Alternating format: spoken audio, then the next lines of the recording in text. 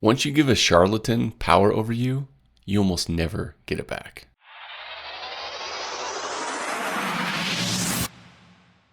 Wise words once again from our friend Carl Sagan and our inspiration for Science Saturday. Welcome to the Daily QCI for June 21st.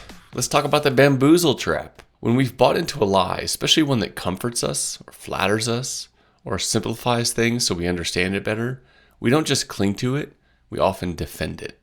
Even in the face of clear, contradictory evidence, we defend it. Why? Because admitting we were duped feels worse than the lie itself.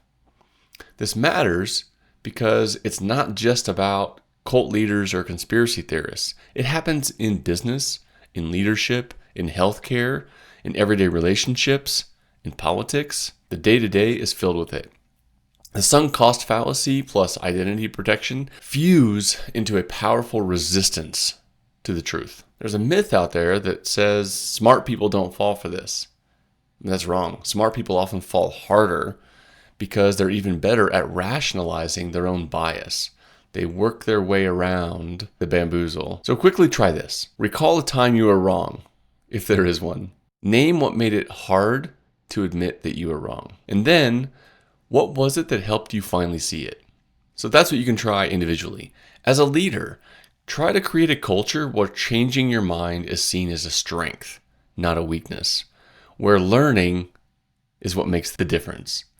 The moment someone feels shame for being wrong, the bamboozle will dig even deeper. Cognitive dissonance doesn't just kill curiosity. We do, when we protect our egos more than we pursue the truth. So are you holding on to your belief, or is it holding on to you? Let's go even deeper. We talked at the beginning about Carl Sagan's quote. I'm going to give you the whole thing now. One of the saddest lessons of history is this. If we've been bamboozled long enough, we tend to reject any evidence of the bamboozle. We're no longer interested in finding out the truth. The bamboozle has captured us. It's simply too painful to acknowledge, even to ourselves, that we've been taken. Once you give a charlatan power over you, you almost never get it back. If you'd like to read that for yourself, it's from The Demon Haunted World by Carl Sagan.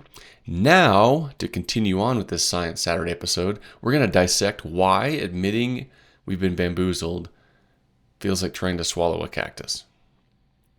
First, it's ego protection. Admitting you were fooled isn't just admitting a mistake. It's questioning your competence, your judgment, and even sometimes your identity. For many, being wrong feels synonymous with being stupid. That hurts. So instead, we double down.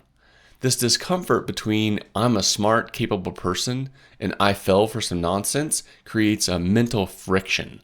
Our brain resolves it by rejecting the new evidence rather than rewriting the self-story. Next, identity fusion. The longer you believe something, the more publicly or passionately you defend it, the more it becomes part of who you are, your identity.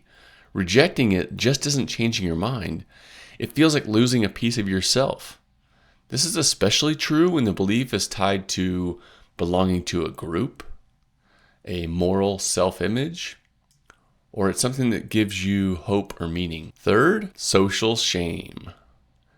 All the more prevalent with social media these days, but nobody likes to feel naive. And worse than private shame is public embarrassment, especially if you influenced others to buy into the same lie. You fear being mocked, diminished, or distrusted. So you dig in, even when you suspect you might be wrong. Fourth, loss aversion. You've already invested time, money, belief, or your reputation. Admitting the bamboozle means it was all for nothing. This loss feels unbearable, so we protect the sunk investment by defending the bamboozle instead of abandoning it. Finally, truth is inconvenient. It's hard. And Carl Sagan's warning isn't just poetic. It's painfully practical. The truth often requires action. You have to leave a toxic system. You may challenge a superior, challenge long-held habits or beliefs, or admit your role in spreading what turns out to be a lie. That's work. It's risky. It's emotionally expensive. So, the lie stays because it's easy. All right. To wrap this up, rejecting the bamboozle means humbling yourself, possibly losing face, facing grief, possibly starting over, and the ability to do hard things. And all of that can feel more painful than just keeping the blinders on. But avoiding that pain keeps you captured. Truth stings for a moment. Deception owns you forever. Keep questioning, creating, inspiring. That's the way out. I'll see you tomorrow.